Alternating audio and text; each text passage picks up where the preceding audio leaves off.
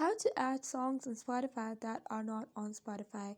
Hey guys, in today's video, I'm going to be telling you how you can add songs in Spotify that are not on Spotify or your local files. So let's get started. The first thing that you need to do is simply open up your Spotify, and once you're on your Spotify, simply tap onto the settings icon. And once you're on your setting icon, simply scroll down to the bottom.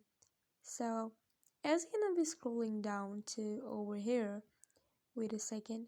So there would be an option called as yeah, this one, local files. So under the local files section, you can see show audio files from this device. So you simply need to toggle it on, and once you're gonna do that, allow it. And once you're gonna do that, your local files are gonna be show onto your Spotify. So this is how you can add songs on the Spotify that are not Spotify or your local files. So this was quite easy. Let me know in the comment section below if this video helped you guys. Do not forget to like, share and subscribe to my channel.